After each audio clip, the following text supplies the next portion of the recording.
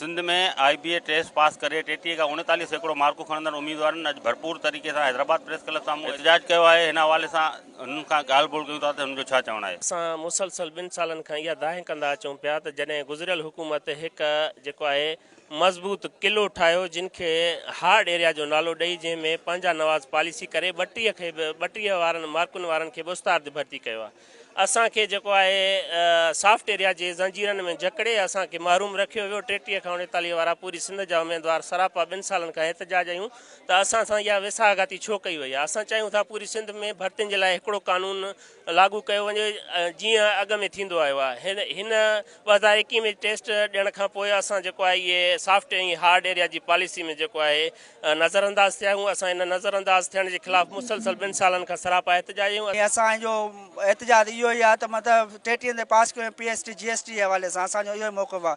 सॼी Sindh hard area लॻी पई आहे। जॾहिं साईं सरदार शाह हिकिड़ी पॉलिसी रखी हुई त असांजो जेको 33 ते उन्हनि पंहिंजो मनपसंदि इलाइक़नि खे 33 ते पास कई, बाक़ी पूरी सिंध खे उन्हनि 40 ते पास कई। 21 में उस्तादनि जी भर्ती जे हवाले सां हिकिड़ी टेस्ट वरिती हुई IBA सखर ऐं उन में हुननि हिकिड़ियूं पॉलिसियूं ठाहियूं, नरमियूं कंदा कंदा पंहिंजा नवाज़ी ते अची विया। पंहिंजनि इलाइक़नि में उन्हनि 33 मार्क्स ते पास कयो ऐं ओवरऑल सिंध 40 मार्क्सनि ते पास आहे। असांजो मुतालबो सिर्फ़ु इहो हिकिड़ो ई आहे त जेकॾहिं सिंध हिकिड़ी आहे त पोइ पॉलिसी बि हिकिड़ी हुजणु खपे। असां पूरी सिंध मां आया आहियूं, कश्मीर खां वठी कंदकोट ताईं, थरपारकर खां वठी जैकबाबाद ताईं, सखर खां वठी लाड़काणे ताईं पूरी सिंध जो शऊर असांजो गॾु थियो आहे ऐं असांजो हिकिड़ो ई मुतालबो आहे।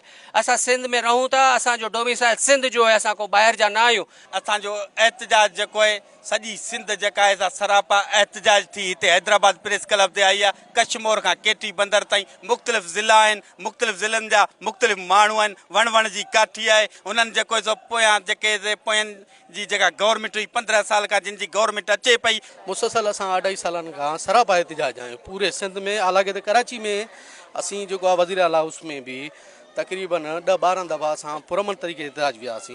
जॾहिं त PST ऐं GST में हिननि जेके 2021 में टेस्ट वरिती वई उन्हनि पोइ बाद में हिननि डिक्लेयर कया जेके हार्ड एरिया डिक्लेयर, जेके मनपसंदि 22 तालुका उन्हनि खे ऑर्डर ॾिना विया। 20,000 तक़रीबन उन्हनि उम्मीदवारनि खे ऑर्डर ॾिना विया। असीं इहा घुर कयूं था जॾहिं सिंध हिकु आहे त ॿिटो निज़ाम छो?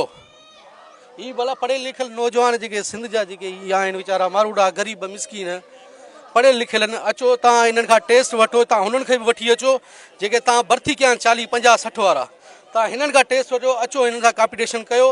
ही छोकिरा असांजा फेल थी वञनि त असां कॾहिं बि एहतजाज असां रोडनि ते न ईंदासीं। जिथे मर्ज़ी पवनि त हार्ड एरिया, जिथे मर्ज़ी पवनि त सॉफ्ट एरिया, जिथे मर्ज़ी पवनि जिथे जंहिंसां राज़ी हुजनि त वरी ॿी का एरिया। बाबा ॻाल्हि इहा त सभिनी जी का महिनत थियल आहे। हिकिड़ो जनरल तव्हां ॾिसो त किथे किथे केतिरी घुर्ज आहे, उन घुर्ज मुताबिक़ जेको आहे मास्तरनि खे नौजवाननि खे नौकरियूं ॾियनि त जीअं कोई बेरोज़गार न रहे। लखे करोड़ रुपया फार्म भराइण ते ख़र्च था कनि, फार्म जमा था कराइनि, ख़र्च करण जी टेस्ट ॾियनि था। उहो सभु हिननि जी पंहिंजी मर्ज़ी मंशा ते त जंहिं ते राज़ी थियनि उनखे बि नवाज़नि। हीअ नौजवान उन लाइ जेको आहे त कोशिशि कनि था, जदोजहद कनि था त हीअ पास थिया आहिनि, टेस्ट ॾेई पास थिया आहिनि। हिननि खे हक़ु आहे हिननि जो त हिननि खे नौकरियुनि में रखियो वञे। पर केतिरा साल गुज़रण खां पोइ बि अञा ताईं रोडनि ते ईअं ई दरबदर आहिनि। असीं मुतालबो था कयूं त हिनखे हिननि जो जाइज़ हक़ु ॾिनो वञे ऐं हिनखे फिलफोर जेको आहे नौकरियुनि ते रखियो वञे। रखण जे लाइ इहे तरीक़ा कया त मेरिट जो क़तलाम करे ऐं हिननि हार्ड ऐं सॉफ्ट एरिया जी ॻाल्हि करे। कॾहिं NTS खां पिया कराइनि टेस्ट त कॾहिं IBA खां, कॾहिं कंहिं ॿिए इदारे खां।